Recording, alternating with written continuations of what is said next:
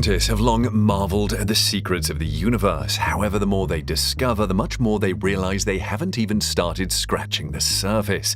Much of the limitation is the capacity of the equipment astronomers are using, which has restricted our knowledge horizon. However, there is new space equipment in town, and scientists are getting ready to be amazed by the findings they will make. The new James Webb Space Telescope promises to open up even more exciting parts of deep space, and some of them are terrifying. In fact, in this video, we bring you James Webb Space Telescope's terrifying discovery at the very edge of the universe. What is at the edge of the universe? That question cannot be adequately answered without first answering the question of the dimensions of the universe. So just how large is the universe? The answer is actually a moving target. This is because the universe is expanding and gravitating, so any answer must consider these two concepts. But that doesn't mean we can't arrive at an estimate. When you look to greater and greater distances, you see things as they were, not only far away but also back in time, owing to the finite speed of light. The more distant universe is less clumpy and more uniform, having had less time to form larger, more complicated structures that require more time for gravita's effects to take place. To arrive at the size of the universe today, there are actually three things to consider. One, how quickly the universe is expanding today, something we can measure via several methods. Two, how hot the universe is today, which we know from looking at the radiation of the cosmic microwave background. And three, what the universe is made out of, including matter, radiation, neutrinos, antimatter, dark energy, and more. So by taking the universe we have today, we can extrapolate back to the earliest stages of the hot Big Bang and arrive at a figure for both the age and the size of the universe together. We will kill two birds with one stone. From observations available, including the cosmic microwave background, supernova data, large-scale structure surveys, and baryon-acoustic oscillations, we get our universe is 13.8 billion years after the Big Bang, now 46.1 billion light-years in radius. Any farther than that, and even something moving at the speed of light since the moment of the hot Big Bang will not have had sufficient time to reach us. As time goes on, the age and the size of the universe will increase, but there will always be a limit to what we can observe. So what is at the edge of the universe? We might be able to see stars with the naked eye, but the edge of the universe is another thing entirely. This is where the James Webb Space Telescope comes in. Did you know James Webb, who the new space telescope is named after, was the second NASA administrator? He is best known for heading up Apollo, the first space program to send humans to the moon. He was also instrumental in the two crewed space programs after Apollo, Mercury and Gemini. While Webb eventually died in 1992, aged 85, he left a massive legacy behind, deserving of a telescope named after him. And truly, a personality of the stature of James Webb deserves such a powerful telescope. Often referred to as the successor of the Hubble Space Telescope, the JWST is the largest space observatory ever built. Its gigantic sunshield base measures a massive 22 meters by 12 meters, about the size of a tennis court. However, even though it is nearly twice as big as Hubble, which is only 13 meters long, the JWST is almost half by weight at only 6,500 kilograms. The JWST's gold-plated mirrors have a total diameter of 6.5 meters, much larger than Hubble's 2.4-meter diameter plate. This means the JWST will have approximately a 15 times wider view than Hubble. You've heard different comparisons of JWST with Hubble, but the two iconic telescopes function differently. The Hubble's primary focus is on both visible and ultraviolet light. It has some infrared capability, but it is nowhere near the extent to which the JWST can. In fact, the JWST is designed to work on the infrared spectrum. This means it can't see in ultraviolet light as the Hubble, but it can focus on bright objects like very distant galaxies. But distant galaxies are not the limit for JWST. It can observe objects that are over 13.6 billion light-years away. This means we will look back 13.6 billion years, which brings us between 100 and 215 million years close to the Big Bang.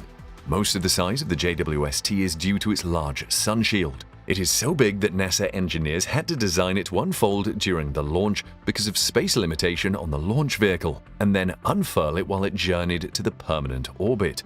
This is used on all space telescopes, but is especially important with the JWST due to its infrared cameras. If it isn't kept cool enough, it stands the risk of blinding itself to the lights of objects it is trying to observe.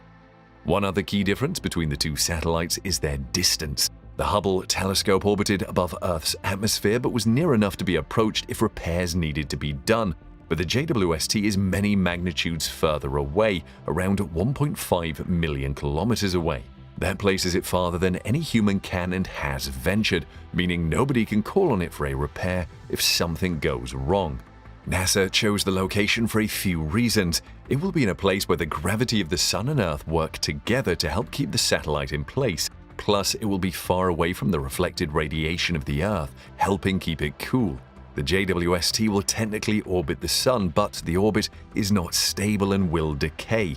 But the thrusters aboard the Space Observatory will correct the orbit periodically. After a month's journey during which it deployed many of its instruments, thankfully with no issues, NASA has been configuring and calibrating the different components on the telescope. It has sent back the very first images which the space agency has combined to form a composite image. This is by no means close to what the JWST is capable of, but the mosaic took a whole week to capture and consisted of 1,560 images, amounting to a massive 54 gigabytes of raw data. During the 2 decades the JWST will work, scientists have many aims for the JWST, including examining the first light in the universe and the celestial objects which formed shortly after the Big Bang, investigating how galaxies form and evolve, studying the atmospheres of distant exoplanets, capturing images of planets in our own solar system, locate evidence of dark matter, searching the edge of the universe, and the list goes on. When that last one happens, that is, when astronomers train the JWST at the edge of the universe, what will they see? Remember we said that the universe is 46.1 billion light-years in radius. That is the limit of the observable universe. There is much more out there. How do we know what lies out there beyond the observable universe? We can make inferences based on the laws of physics that we know and by using the things we can measure within our observable universe. For instance, we observe that the universe is spatially flat on the largest scales. It's neither positively nor negatively curved to a precision of 0.25%. If our current laws of physics are correct, we can set limits on how large, at least, the universe must be before it curves back on itself. We can get the best data for our extrapolation from observations from the Sloan Digital Sky Survey and the Planck satellite. The two sources suggest that if the universe does curve back in on itself and close, the part we can see is so indistinguishable from uncurved it must be at least 250 times the radius of the observable part. This leads to the conclusion that the unobservable universe, assuming bearing any topological weirdness, must be at least 23 trillion light-years in diameter. It must contain a volume of space that is over 15 million times as large as the volume we can observe. However, there are compelling arguments that the unobservable universe should be significantly even bigger than that. How? It's like this. The Hot Big Bang might mark the beginning of the observable universe as we know it, but it doesn't mark the birth of space and time itself. This is because before the Big Bang, the universe underwent a period of cosmic inflation. Rather than being filled with matter and radiation and being hot, the universe was filled with energy inherent to space itself, expanding at a constant exponential rate and creating new space so quickly that the smallest physical length scale, the Planck length, would be stretched to the size of the presently observable universe every 10 raised to the power of -32 seconds. Sure, inflation stopped in our region of the universe. However, 3 key questions that directly affect how large our universe is remain unanswered. These questions deal with whether the universe is infinite or not. They are 1. How big was the region of the universe post-inflation that created our hot Big Bang? 2. Is the idea of eternal inflation, where the universe inflates eternally into the future in at least some regions, correct? And 3. How long did inflation go on before its end and the resultant hot Big Bang? It is possible that the universe where inflation occurred barely attained a size larger than what we can observe. Perhaps any year from now, the evidence for an edge to where inflation happened will materialize, and we will have to adjust our perception of the universe again. But it is just possible that there are plenty of universes out there just like ours, following the same laws of physics and having the same types of physical, cosmic structures.